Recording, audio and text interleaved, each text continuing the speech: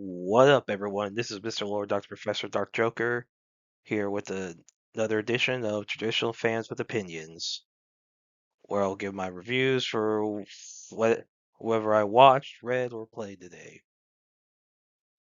And who are traditional fans with opinions? That is myself, and that is you, the viewers. With all that being said, on with the reviews. One Piece, Chapter 1176. So in this chapter, So Frankie notices that a bunch of stuff going on like the battle, and then Lilith opens the box that Vegapunk was in, and so Lilith pulls out the ODC, the Omni Drain converters, and to help, I guess, Frankie get to where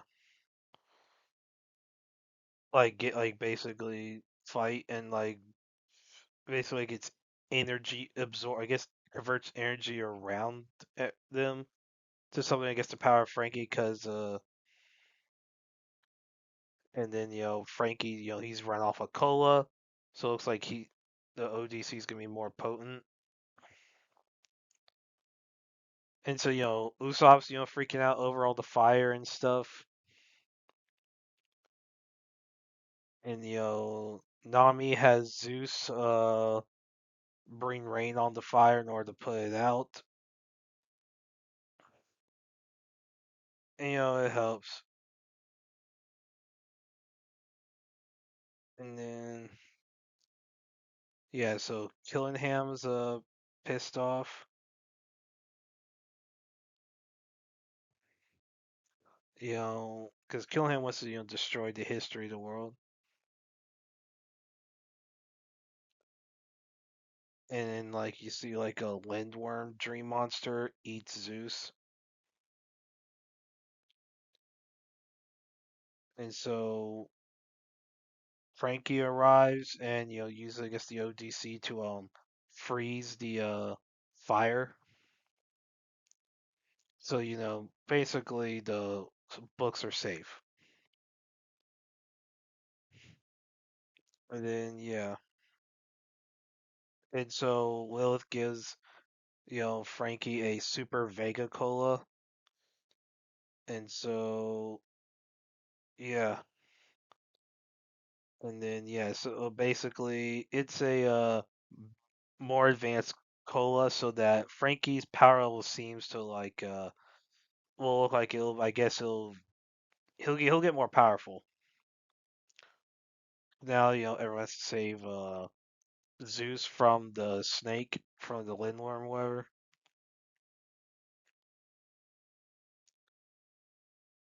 And then so Killingham's trying to destroy the library. So he says only when history's ending could the new world come about.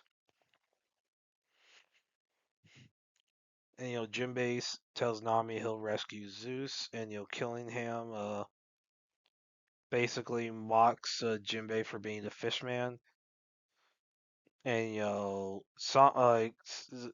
you see Sanji getting pissed off. He's like, huh. He's like, that's what I expect from a celestial dragon, to say something like that about Jinbei. And then yeah, then you see Frankie, Jinbei, and Sanji do all their attacks on the snake.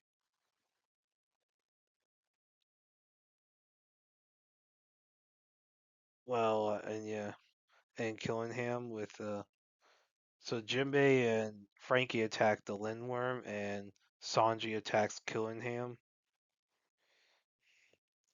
And then you see and so the snake, the head of the Lindworm comes off, so it looks like Zeus is safe. And then you have the Western Village. You see Zoro, Drool, Hadradin, Stanson, there with the Dorian Bragi. So everyone's concerned about how to deal with the the giant pirates who are Domi reversied. And you see Dorian Bragi are able to take control of themselves. And they're looking at each other as they're not happy about being made to like attack Jarul, and that if they had killed him, that would their families would be shamed. So then they agree to they so to like kill each other so they can stop like so they wouldn't be used to attack Elbaf. Everyone's shocked. So they cut each other's heads off. So then something happens there. The demon, like the dark, like the demon little power leaves them, and then they're healed. So they're alive somehow. So yeah, so basically, what they realize is that if they kill the demons, they stop being demons. So now that leaves a question. Okay, how were they able to be revived? Because you had you know, Zabek who died. Well,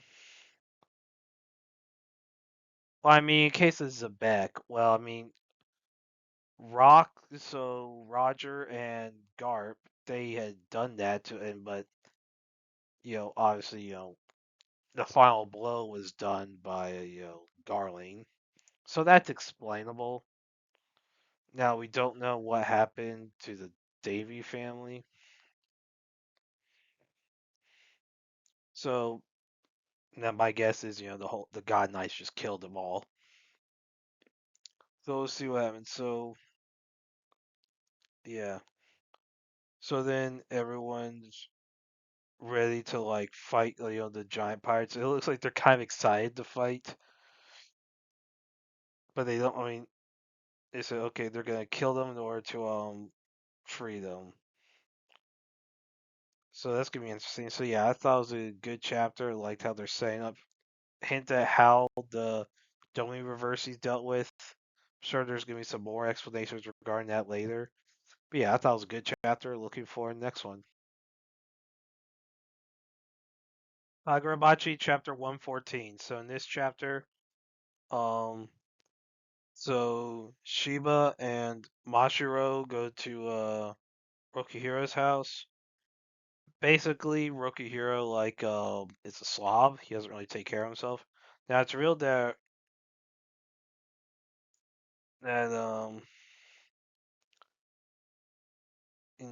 yeah. So it's revealed that Rokuhiro had made Mashiro's sword,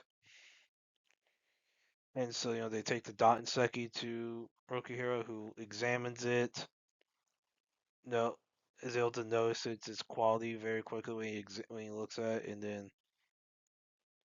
it looks like he's interested now.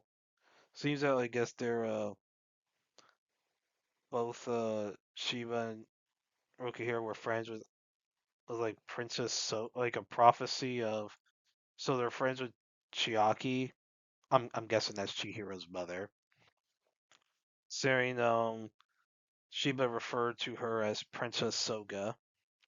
So apparently there's like a prophecy that's I guess that regarding her. And yeah.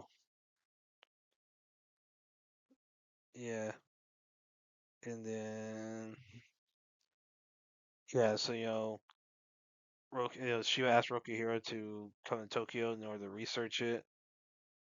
Rokuhiro doesn't really want to because he doesn't care about making a name for himself, and he doesn't care about working. Shiba asked if Rokuhiro wants to see Chiaki, hinting that Rokuhiro is into Chiaki. So yeah, I'm fairly confident that's Chihiro's mother. And then Shiba says that he'll buy Rokuhiro lunch. And then Rokuhiro's like, "All right, I'll go." Yeah. So yeah, so then at the research lab, and so Hasumi is trying to find trying to call Shiba. Shiba's not answering. And then, basically it looks like he meets with the swordsmith. And apparently it's a really big, I mean, there's a lot of swordsmiths. Apparently this is like a big name one. who's considered like a living treasure of Japan. And apparently, in Japan's history, within this story, there are only three who have been called like living treasures. So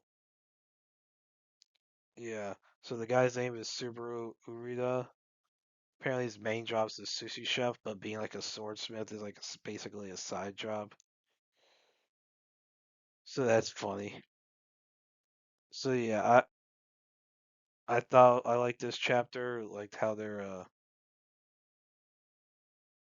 introducing these characters. It like they're looks like they're it's gonna be interesting. Like there's a lot of stuff. So I thought it was a good chapter. Interesting how this about what's about to happen. So yeah, I thought it was a good chapter. Looking for the next one. Ultimate Exorcist Kiyoshi, chapter 83. So in this chapter, so Hitsugi's trying to fight, Gaga, trying to figure out how to get around his copying abilities, you know, trying to make he's doing some experiments while fighting in order to figure out exactly how to test like Gaga's abilities, see how it works, see how he does it. So then, you know, Shuden, tries to buy Hitsugi time in order to help, you know, so Hitsugi has time in order to do his like little final attack, and so yeah, and so Hitsugi, he wants to reach Kiyoshi's level, because Kiyoshi's like very high powered, defeated like the one of the big demon lords. And so yeah, so Hitsugi says that his experiment was a success. Gaga's laughing. He says, forget teaching. I used to teach preschool. And so Hitsugi thanks Gaga for being overcome. He does a attack called Ouroboros, but you see like a mist surrounding Gaga, and Gaga then tries to do an attack, but he can't use his powers. So what's explained is that Kiyoshi had basically says under temperature, high pressure conditions, water is no longer either a gas or a liquid, and has some certain types of qualities. So he applied those principles to holy water, and so he caused the holy water to permeate Gaga's body to destroy any pathways to his power. And so when it happened to Kiyoshi's reset pass, you know, like a while back, he knew it probably could work on the, Gaga. And when Gaga ran away from Shishido, he knew that his power level had to have some form of limitation. So then he says, they're gonna he's out of History says he's himself out of preset power now. So basically, they're gonna have to sell this hand-to-hand combat. So then they start punching each other. It's a fist fight, and Hitsuki, even though he's keep getting beaten, he's still getting up. Hitsuki says that Gaga's been relying on the power he inherited from his father, and so he ain't trained properly. He says he ain't gonna lose to someone like that. And then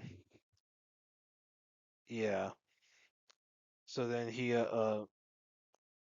Hitsuki then headbutts Gaga, knocking him out. And he says, and it was like, add this to the list of Demon Realm saints. Beware of pissing off a four-eyed nerd. Yeah, I thought it was a good chapter. So interesting strategy and how to beat Gaga, using basically making a mist-like substance of holy water in order to deal with it.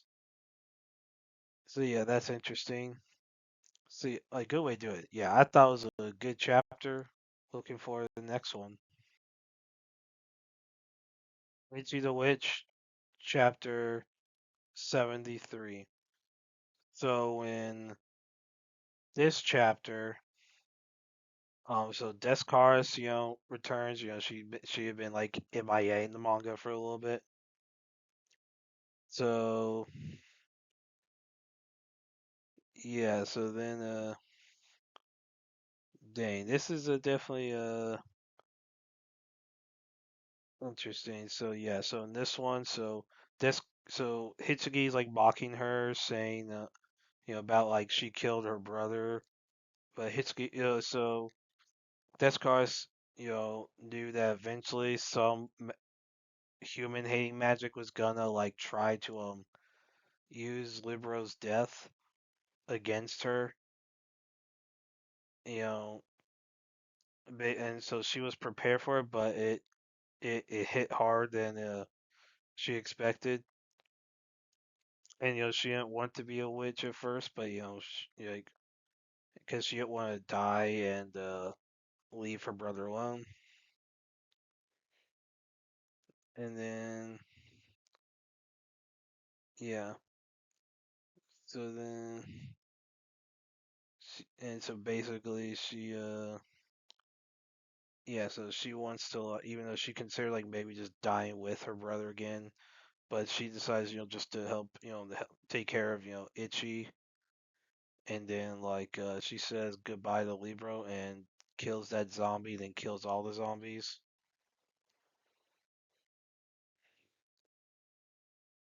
And then yeah, so apparently all that's left of whatever all Descartes has to kill is Hitsugi. And yeah, so Hitsugi's wife saying that love doesn't exist, saying that humans are evil, whatever. And so yeah, and then basically he calls Descartes you know like calls Descartes says humans are vile, inferior, ugly, whatever. And that kind of almost pissed off Descartes the most. And she's like, who are you calling vile, inferior, ugly? Do you not know perfect youthful beauty when you see it?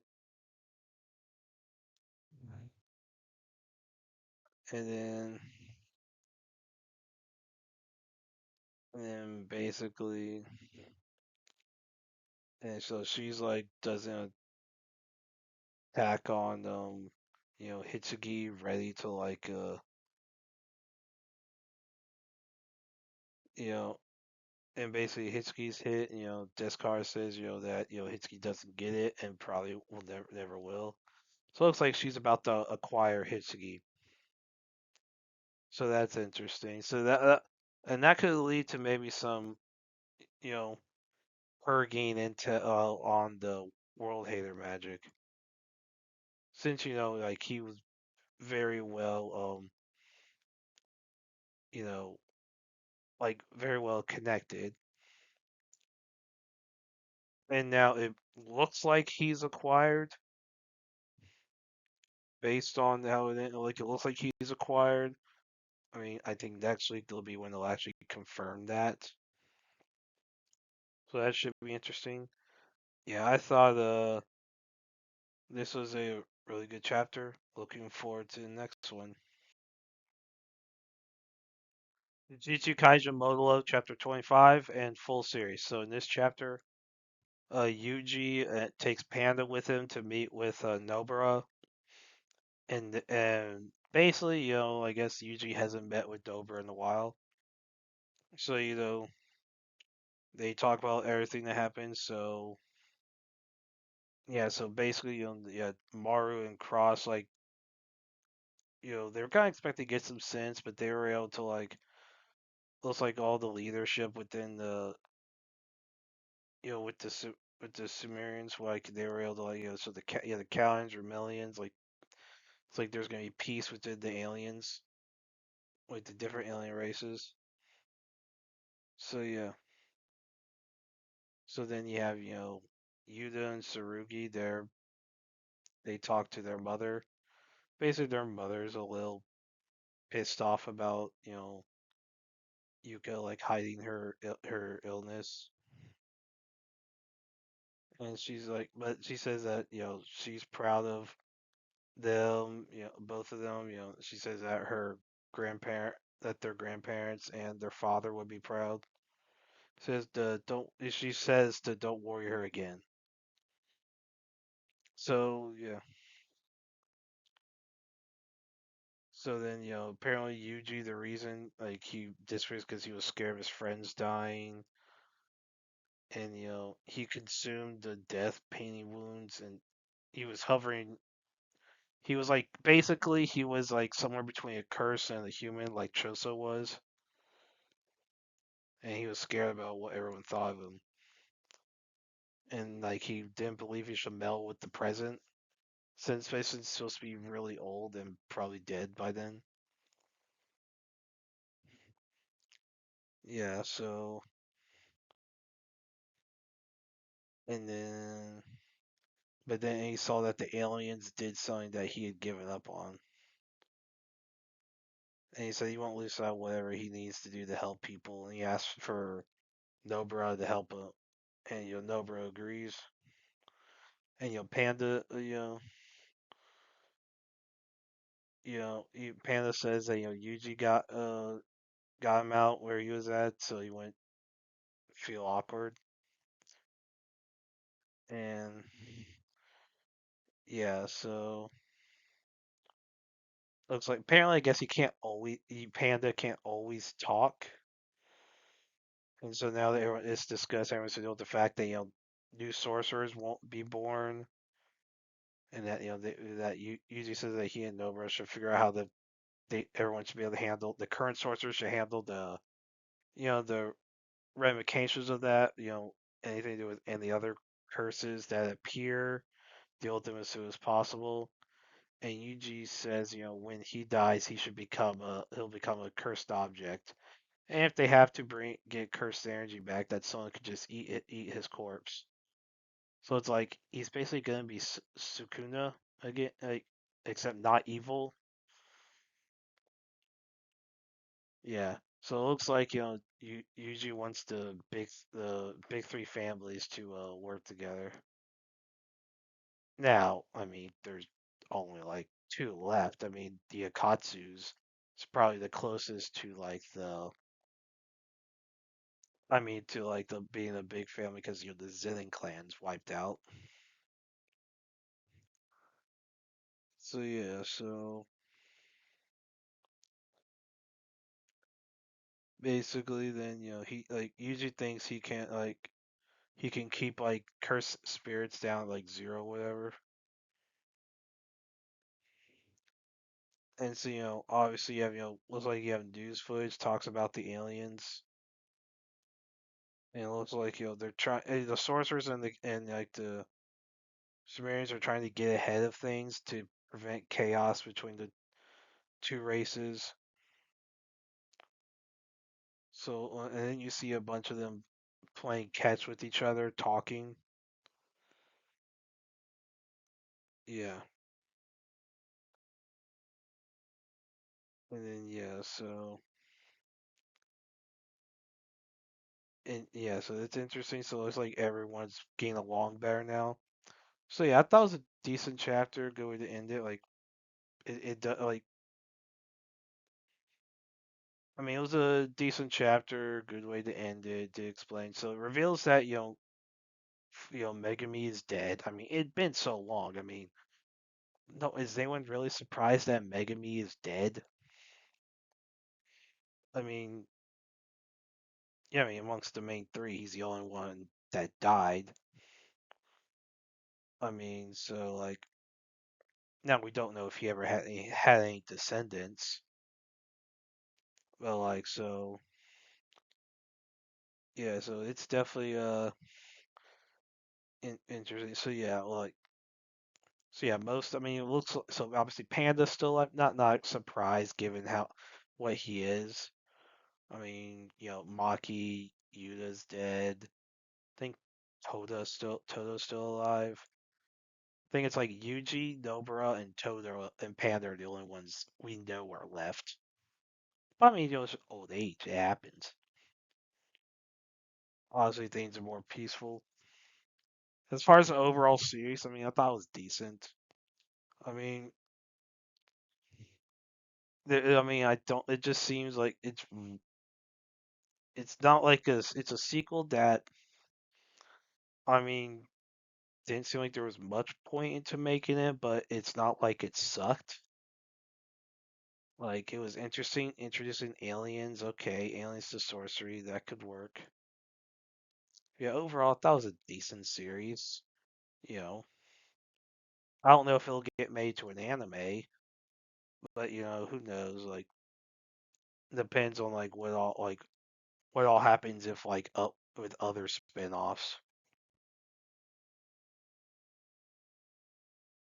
Gonron Egg Chapter 18. So in this chapter, so Reigoku is killed like some of the commanders, and then like it sends his other fighters and heads towards basically where Gonron and Oma are.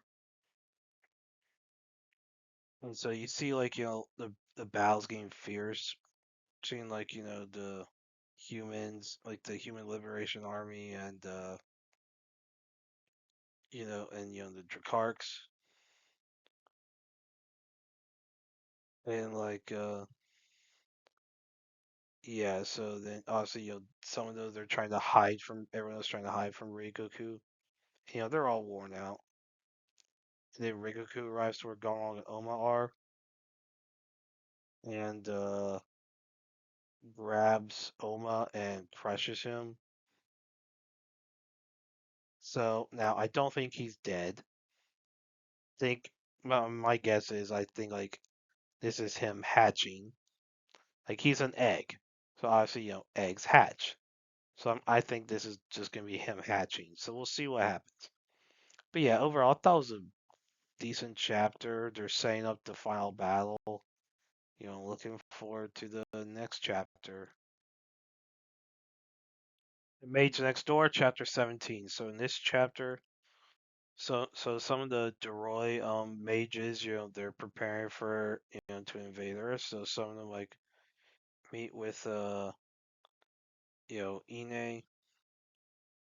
and so yeah, so it's like Ine's like 40% healed.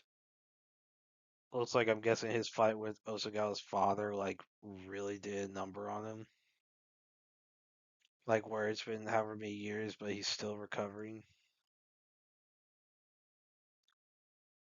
Yeah. So then basically then yeah, it switches where Osagawa, Divine Magus, and Yobiko go to Osagawa's house, where he's there to get like his battle magic that he has stored. He doesn't really use any. He has like basically stuff that's more for convenience use, and he just like adapted them for battle, but he doesn't have actual battle magic. So he grabs it. Basically, he has to empty out a bunch of his spells. Some of them just seem a little worthless in order to get the bat magic. Then they leave. So like he's basically taking it very seriously. So yeah, so now then Osagawa and Yobiko, Mini Megas, they're heading back to like the human world, and Divine Magus has already made the preparations to send them off. And apparently, Divine Magus also set up rewards for when the mission's done. So then you have the Elite Task Force HQ, Sujimura with some of his like coworkers, and yeah, they're discussing then like the Doroi mages arrive at the Task Force HQ. It's like you have the next fight between humans and mages. So that should be interesting. So yeah, I thought it was a good chapter. They're saying up. I don't know if it's gonna be the final fight or like I don't know because I don't know how long this series is gonna last. I don't know if it's gonna be the final fight or like it's just the next big arc. But I thought this was a pretty good chapter. Looking forward to the next one. Kunon the Sorcerer can see episode 11. So in this episode, so Kunon has Hank cook bacon, for different types of meats. Try, I guess, his way to help him control his flame powers, and he wants for Rhea to fly. So Rhea has like control his wind magic in order so he can fly. And so Kunon creates this hairless like cat type fluffy thing with water magic in order to help people sleep better more, like along with like the water bed, and basically he makes a bunch of money.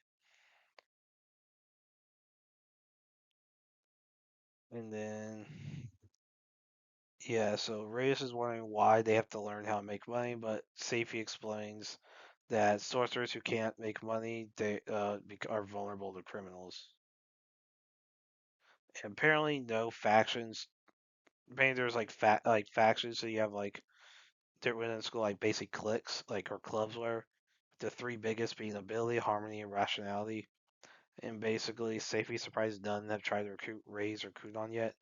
So it's real that the three girls who are been trying to find Kunon, they're trying to recruit him to each of those factions.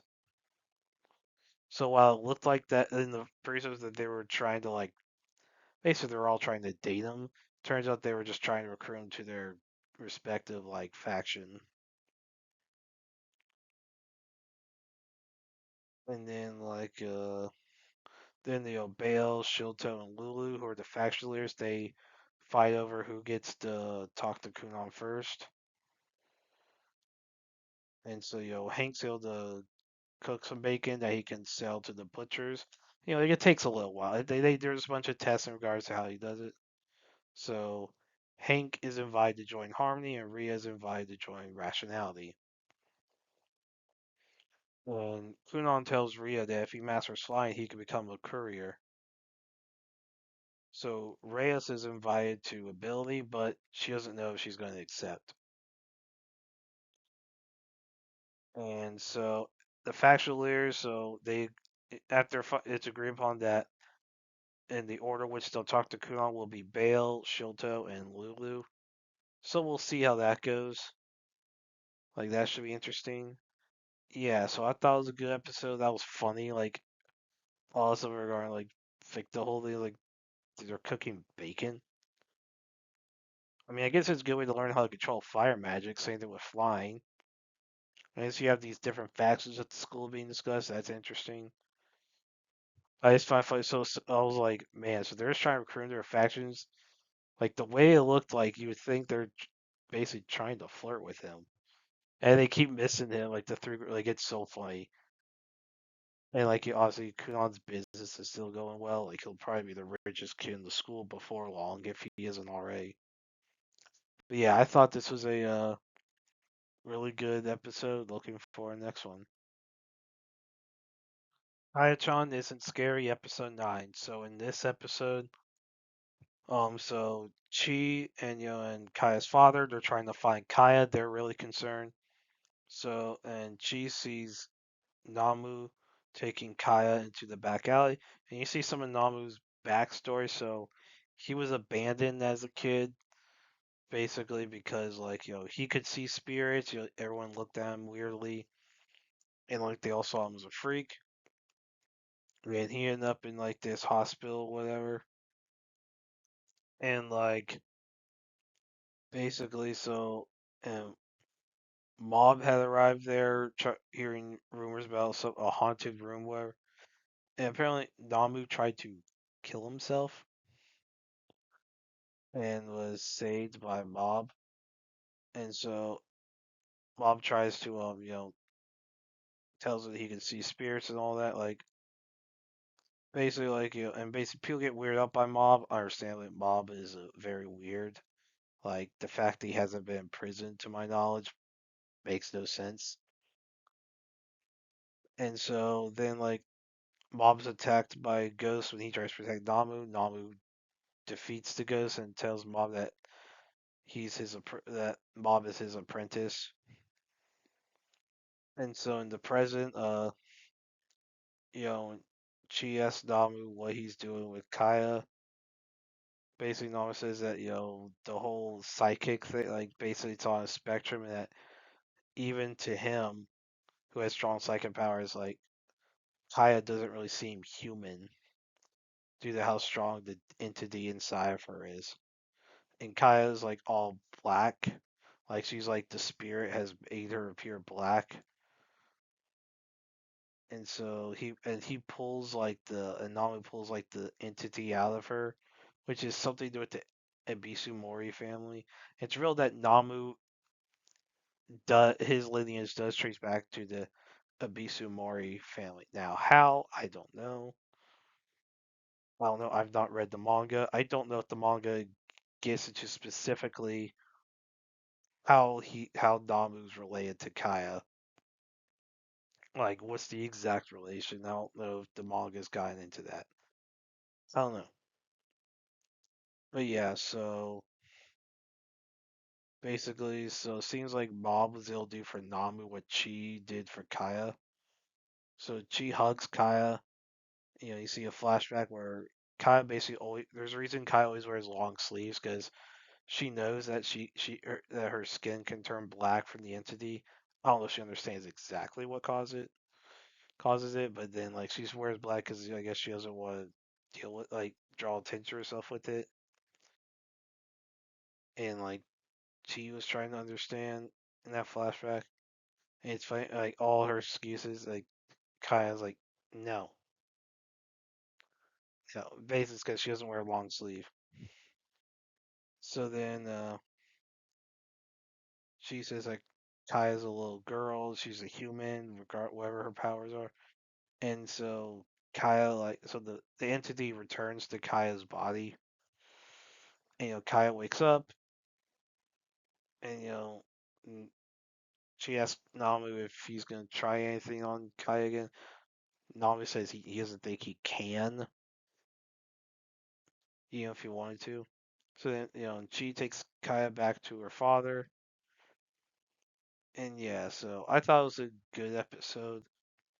So you see Namu's backstory, you see some stuff with Kaya. So like, honestly, she's just a little girl. Like, see also, even though she has these supernatural powers, she's still a kid, and see all that. You see she being a teacher who actually cares about her students. It's not something you see too much these days in real life. So it's interesting to see that in fiction. So yeah, I thought it was a good episode. Looking forward to the next one. Oedo Fire Slayer, The Legend of Phoenix, episode 8.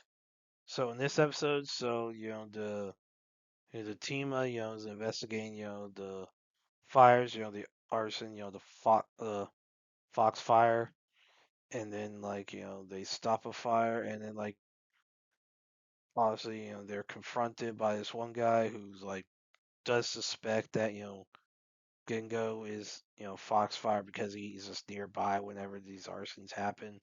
But it's revealed that a lot of the fires happen to merchants. The victims are merchants that are supported by someone. So something's going on. Then Gengo does some more investigating, and he learns that this one guy whose daughter died, like you know, you hear like the sound of a bell, which Gengo had followed, and one of the locals mentions that this one guy had like a daughter who died, and then like themes that like based on when they show the fire that he's trying to avenge like his wife and daughter that something happened, and so it's implied that he might be Foxfire. Then it looks like there's another group involved with it, so like it's a big conspiracy that's going on. So yeah, it's interesting to see what happens. But yeah, I thought it was a decent episode. That was funny. The whole conversation about I guess Gingo doesn't like dealing with dental work or whatever. because like he was resistant. He did not want to go buy toothpaste, toothbrush, whatever. I was like, you're like what, 30 something, 40 something. You're having that conversation, and you're that hesitant. What the heck? But yeah, I thought it was funny. So yeah, I thought it was a good episode. Looking for the next one. Hell's Paradise, season 2, episode 9. So in this episode, so the fight against Jufa and Talfa ends. So yeah, so basically, obviously Talfa, Jufa are merged. You know, you have Chobe, Toma, Fuchi, and Gontetsusei. They fight the that being, and they're able to figure out how to do the blow. They have to basically kill them at the same time.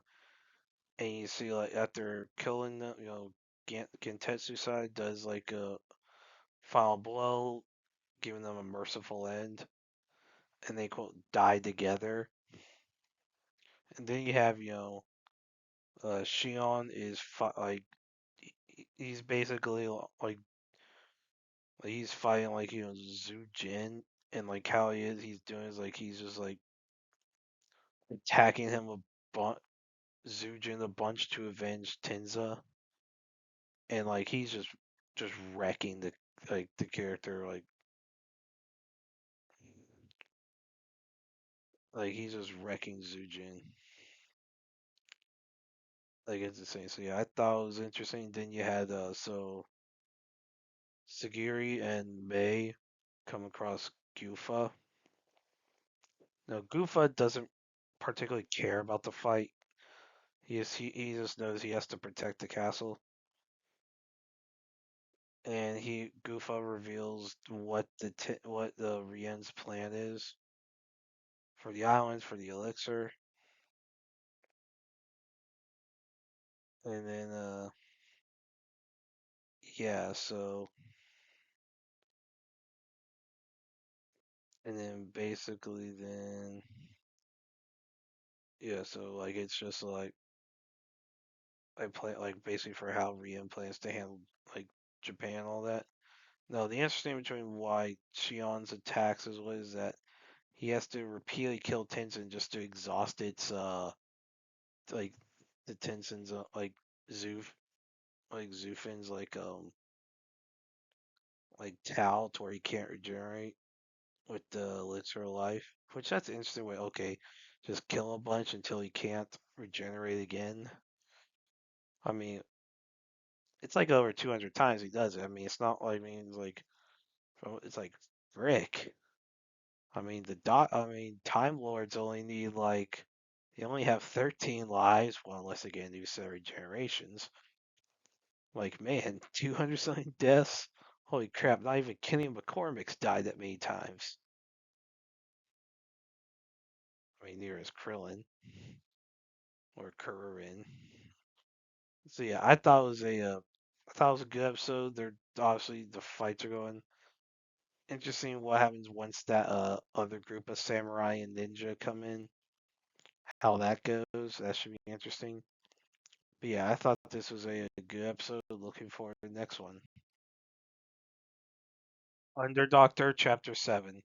So in this chapter, so that assassin who couldn't speak for a while, Shuli, arrives, you know, 2 weeks later at Haiji's like house or whatever, and Shuli asks for to become Haiji's apprentice because he wants to be a doctor. And basically there's concerns because Shuli hasn't been to school, and Heidi says, "Look, if you want to become a doctor, you don't necessarily learn from me."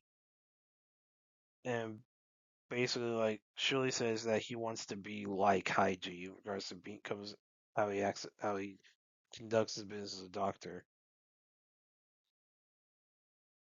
And then there's an arc because Shuli never went to school, so there's a lot of studies regarding medicine that he hasn't done, and Haiji doesn't necessarily want. He doesn't think he wants any students. And Haiji says that doctors aren't heroes, like basically because there's a lot of lives they couldn't save, and then yeah, and sometimes if even if he saves a life, he could be resented for it because that's his. But regardless of that, he'll still save a person because that's his duty as a doctor. The Hippocratic oath, and then yeah. And then, Haiji says that Shuli should, be patient, that things can be taken step by step.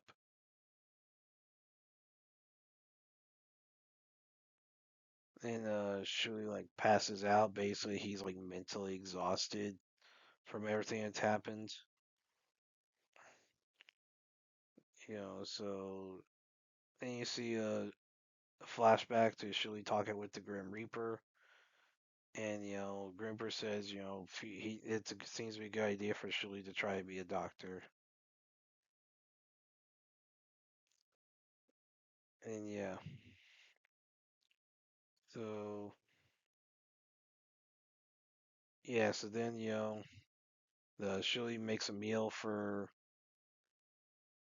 Haiji and Chiwa, and basically, apparently it's a Manchu Han Imperial feast. Basically, Shuli like knew how to cook on his own due to like when he was raised by the Grim Reaper. Basically, like he was taught to cook, so basically he was ended up being put in charge of cooking for 10 years. So yeah, so Haiji and Chiwa eat the food, and it's apparently really freaking good. And yeah, so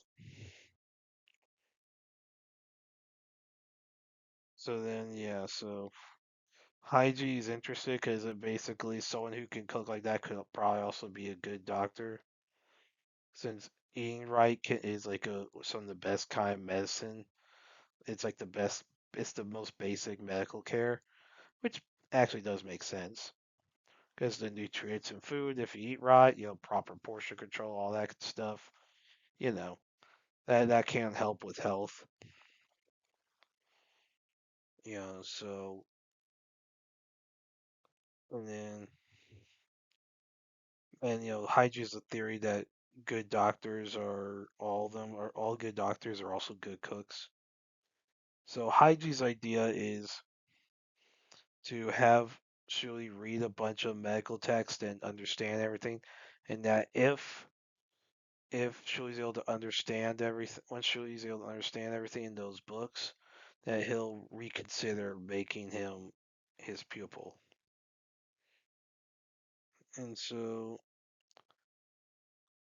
and then Chiwa says for tell Shuli to don't forget to cook every now and then. And Haiji's laughing. I guess he's interested. Basically, he may have time to be able to I don't know if it's because of the food or because it means he could maybe have more time to deal with his own research. Who knows? But yeah, I thought it was a good chapter. Like how it looks like this arc is done, and they're looks like that character Shuli's about to be is gonna be like I guess another a regular character. So we'll see what happens there. Yeah, I thought it was a good chapter. Looking for the next one. Kiyoto's Magic, Chapter 6. So in this chapter, Kiyoto's next missions go with Talius and Juna to you know, basically to the city of Kisalani to find someone named Ibis. And so like basically so they get there, they get off the train, they try to search for Ibis, and they hear basically someone's being chased. It's like someone causing trouble. It's like someone I guess who's so the locals are saying stop pretending to be Ibis. So basically, apparently, Ibis is I guess is this girl's mentor, And apparently she accidentally messed up Talius's hair, so Talius is pissed off. And then the girl tries to like do a bunch of different like type of different magic devices, but ends up causing a bunch of problems. Yeah. So then Talius catches the girl, and then the girl, noticing that they're all adventurers, introduces herself as Elsie, and that she's the client she wants, the team to find like Ibis, who's her mentor. And then yeah, so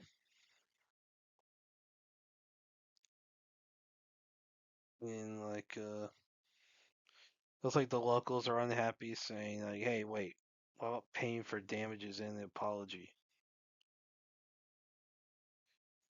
And then so one local says, Ibis is a talented magical device engineer, but it's caused a lot of problems.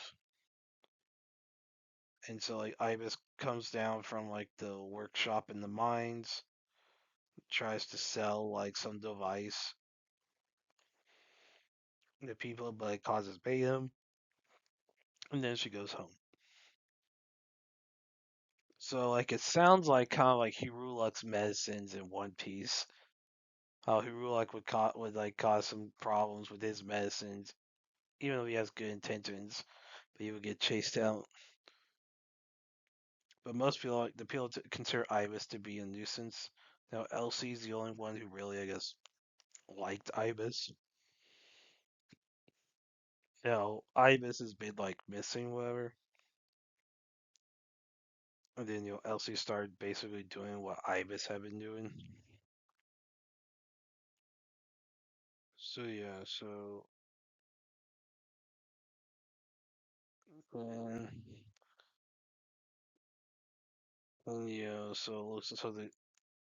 so Kinato, Juna, and Talius agree to find Ibis. So they head towards the four of them head towards the Kisalani mines, which is also known as the Crystal Forest. And then yeah, so yeah, and basically she hadn't basically Elsie says she hasn't seen Ibis a while, so Kian says, "Oh, that's why you wanted adventurers help," and Elsie says there's another reason she asked for help from adventurers, and then so Kianto's attacked by someone. So basically, there's some suits of armor that attack.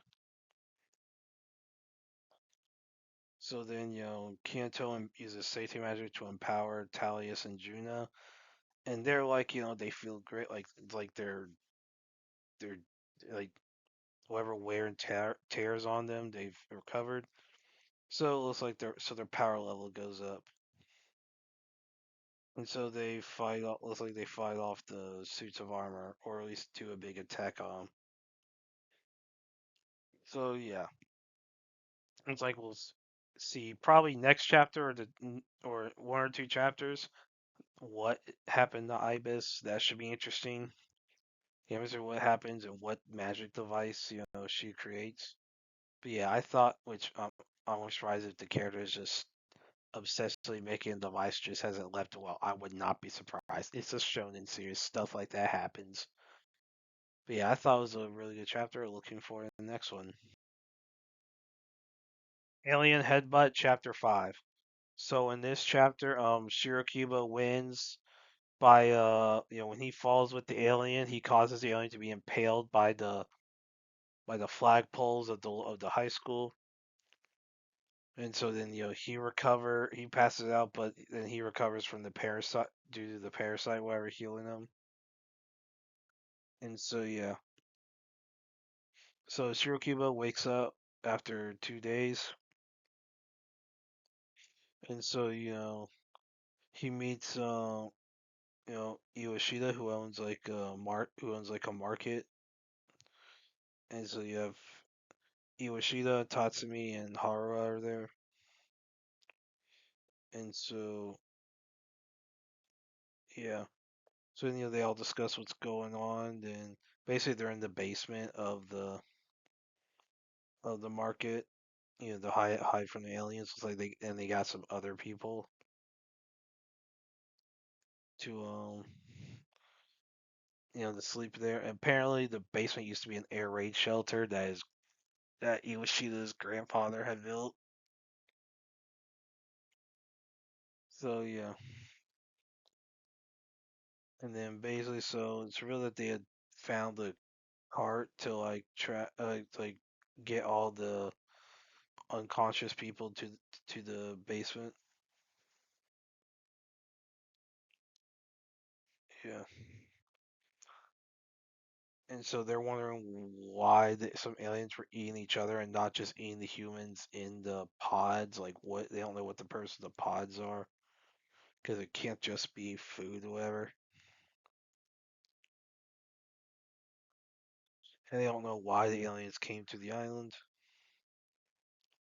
So Shirokibo wants to head out to go to his house to find his family, see if they're still alive, whatever.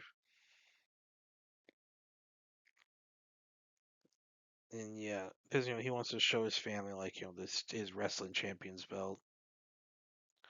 And then Tatsumi says that the place where Shirokiwa's sister Yuki worked is close by, and it'd probably be a good place to check first. And Tatsumi shows Shirokiwa where to go. And then you see, and it's real Yuki's body's inside one of the pods there. But then, like, this like flying alien appears, and so they got to do something about the flying aliens. So and that's how the chapter ends. So yeah, I thought it was a good chapter. So one relative is found, just not freed yet. So we'll see what happens with the rest. And yeah, it looks like there's some mystery regarding the different aliens. So it's like there's different factions of the aliens. So it's not just one faction; it could be multiple. That, or they're like the Rakata, and like the Rakata in Star Wars, where you have basically one group of invaders, but they all like to betray each other if needed.